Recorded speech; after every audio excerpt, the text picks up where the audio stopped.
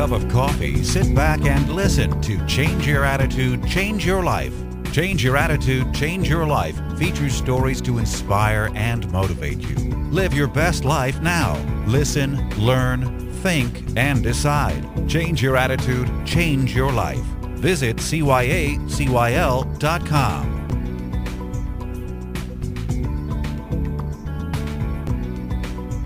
Welcome to Change Your Attitude, Change Your Life. I'm Joan Herman. Thanks for tuning in.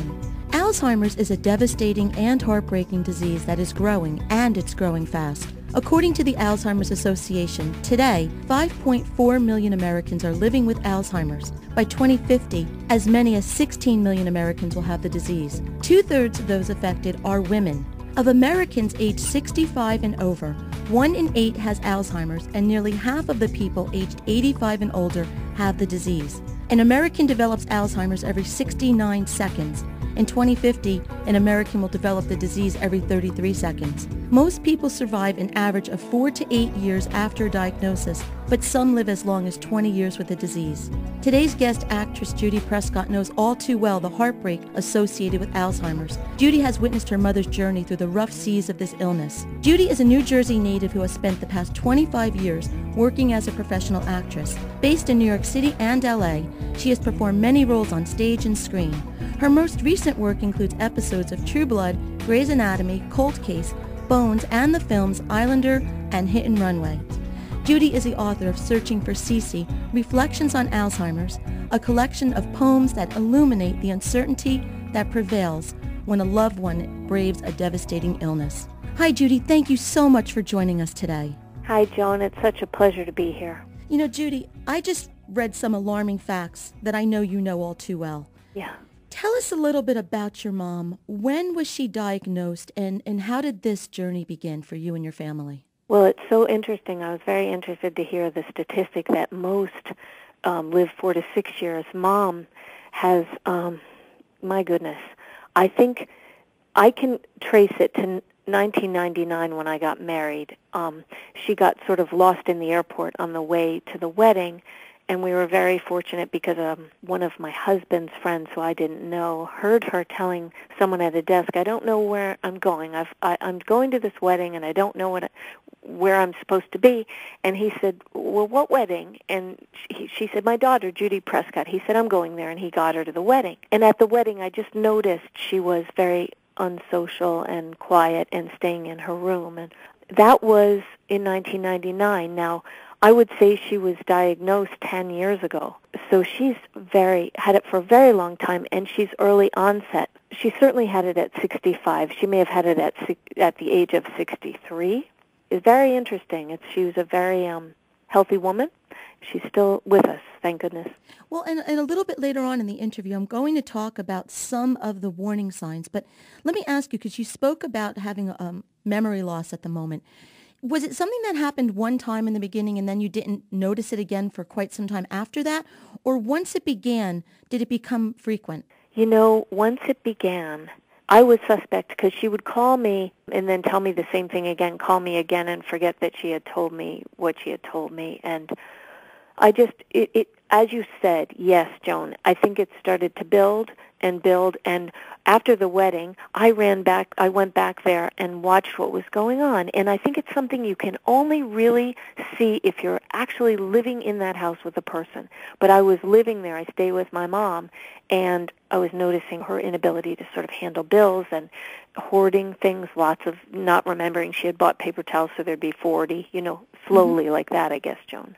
Well, and Judy, the reason that I asked that, because so often, I'm middle-aged now, and as a woman, you have those moments. I mean, I've literally had times where I've been driving down the street, and I don't know where I am for a moment. And I want our listeners to understand that it is a marked difference. It's not just, for a moment not understanding where you are or forgetting something. There is something that is very dramatic that's occurring that, as you said, you build upon it. So I don't want anyone to be alarmed. Exactly. If they can't remember something right away, they're afraid that they have this.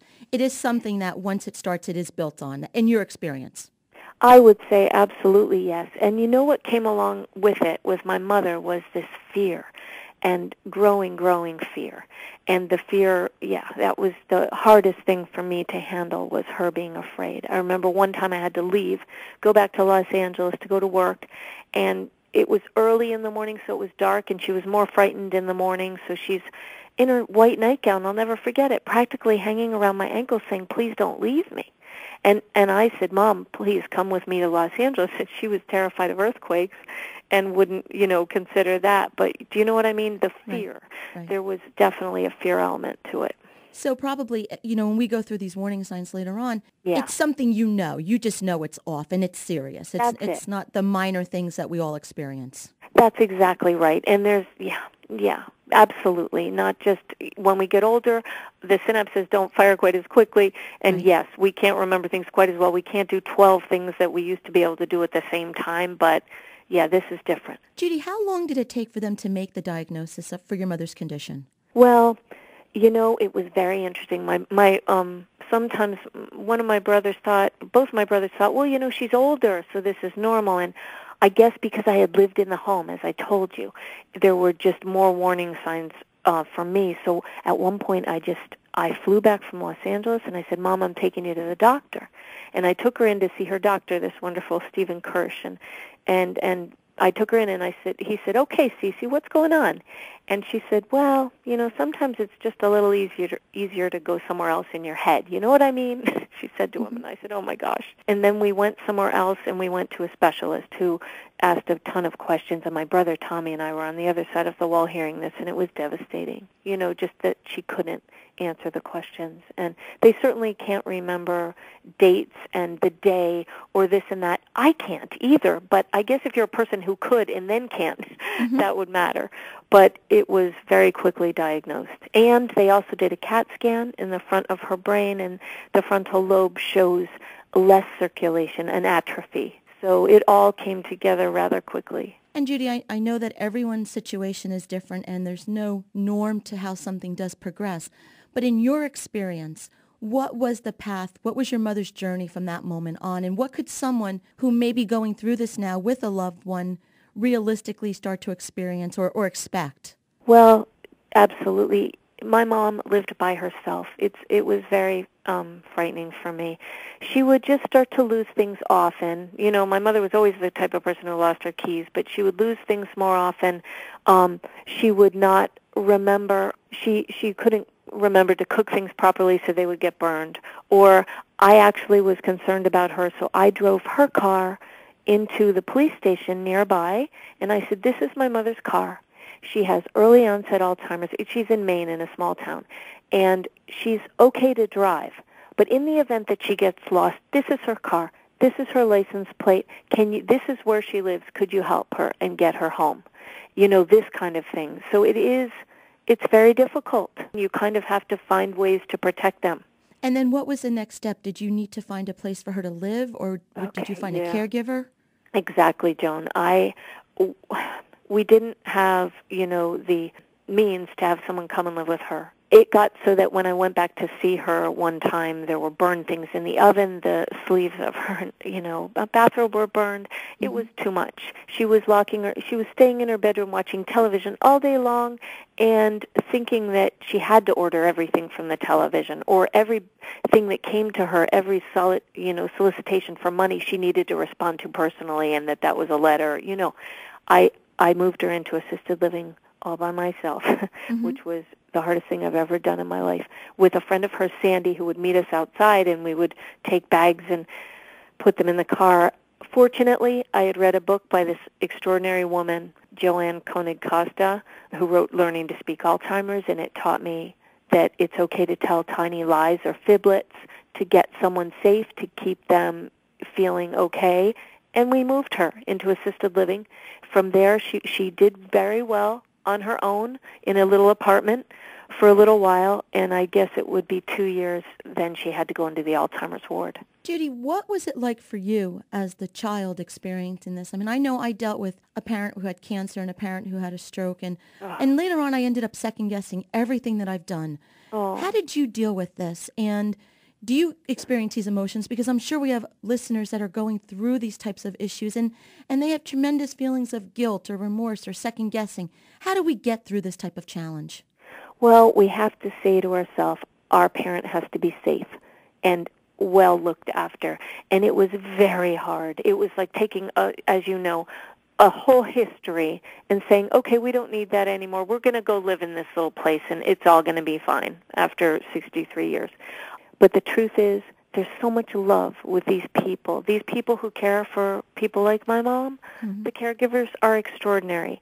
She managed to make such friends with these wonderful caregivers, and I had to drop the idea that it was all about me. I'm the only one that can help my mom. I can do it right. I can be up in the night. I can change the bed, do what I have to do, and nobody else can. I'm her daughter. She loves me the most. Well, guess what? No, these other people can help, and in a situation where perhaps I would say she would be very upsetting to me or getting angry with me, and I would finally say, Mom, don't talk to me like that. Well, you can't say that to someone with Alzheimer's. Mm-hmm. Boxes started flying at my head. She was throwing things. You cannot take anything personally. Do you know what I mean? So in a sense, these caregivers are so brilliant because they don't take it on. They don't have to. It's not their mom.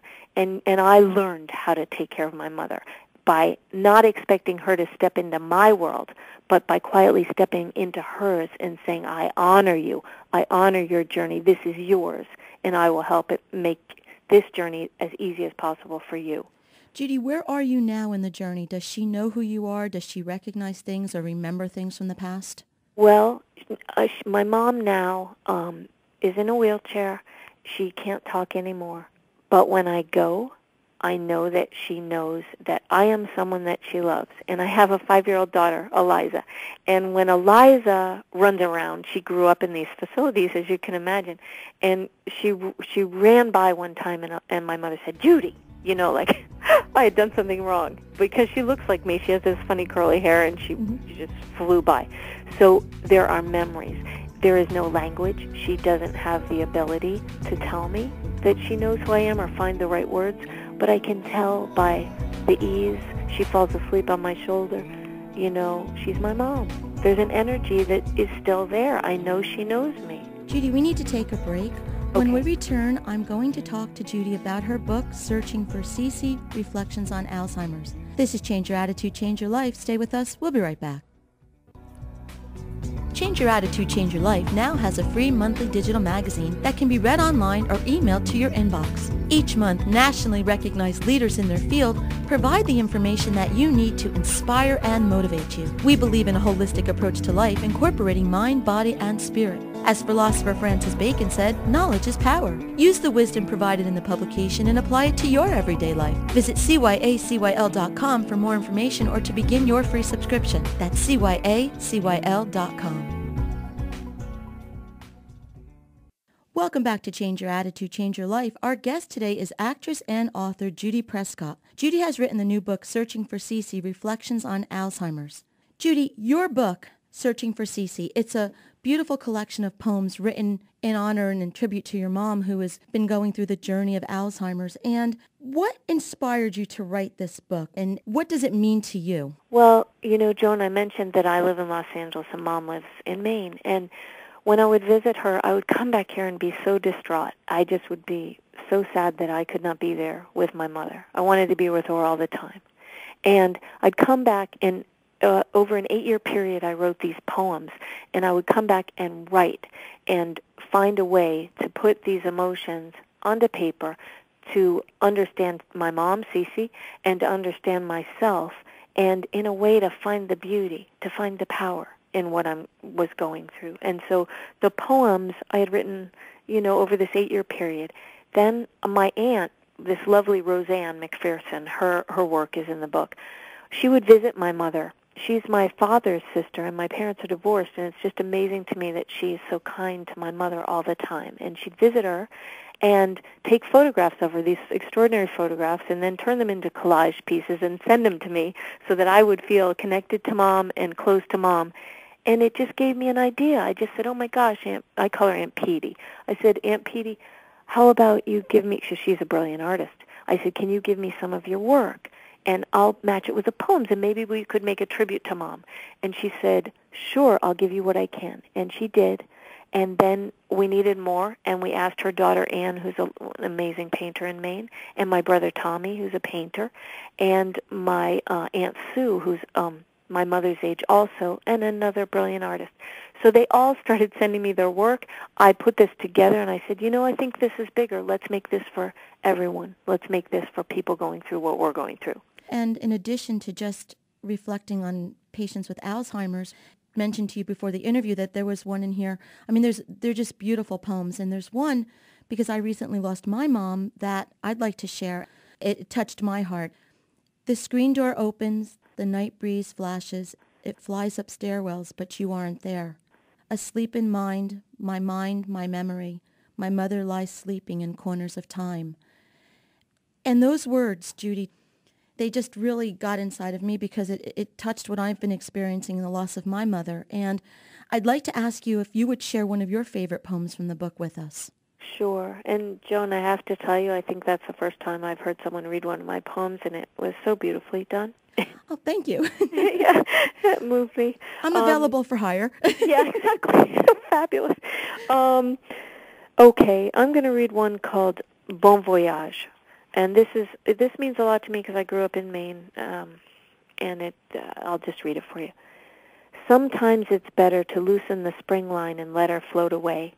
If the storm is that great, why keep her tethered, battering herself to pieces at the dock?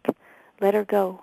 Watch her float peacefully away under a gray and turbulent sky, a last grand sail into whatever lies beyond, a graceful exit from all things measured and charted.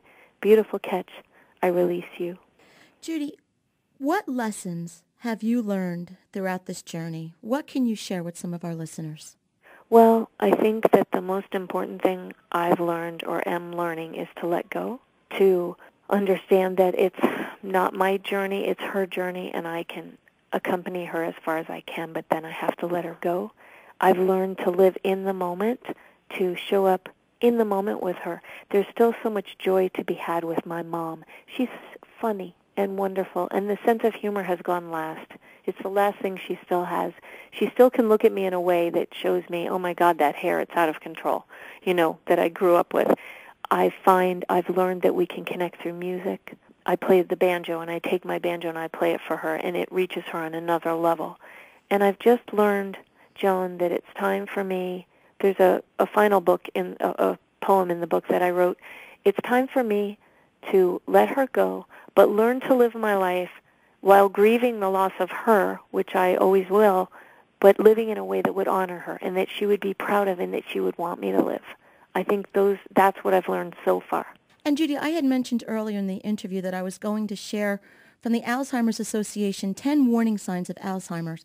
And again, as we had discussed, just because you're experiencing one of these signs or symptoms does not mean that you have Alzheimer's, but these are types of signs that might be indicative of something that's going on that should prompt you to seek medical attention. So according to the Alzheimer's Association, 10 warning signs of Alzheimer's are memory loss that disrupts daily life, challenges in planning or solving problems, difficulty completing familiar tasks at home, at work, or at leisure, confusion with time or place, trouble understanding visual images and spatial relationships, new problems with words in speaking or writing, misplacing things and losing the ability to retrace steps, decreased or poor judgment, withdrawal from work or social activities, changes in mood and personality.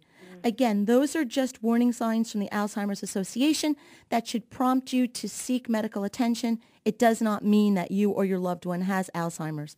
In closing, I just wanted to ask you, if you could give advice to a caregiver, and we touched upon this earlier, but something that you want a caregiver to walk away with, what would it be? The most important thing I would say is put your own oxygen mask on first. Take care of yourself. Eat, drink, sleep. Do what you can for yourself. And there is a lot of shame around Alzheimer's. There is, oh my gosh, I'm not doing it right. I'm not doing enough. I'm not doing this properly, and wanting to keep it secret almost from others. Share it with your friends. Share it with your family. find a group. There are so many. On my website, judyprescott.com, I have a whole list of wonderful resources and books and ways that you can find other people in your same situation. I just would really suggest that you don't take it on alone, and don't judge yourself, and don't take it personally. And I forgot to mention, Joan, that a portion of the proceeds of my book goes to the Alzheimer's Association. So every book that we sell gives $1 to Alzheimer's. Judy, on a professional level, I know you've been working on some wonderful projects. What do you have in the works, and what's next?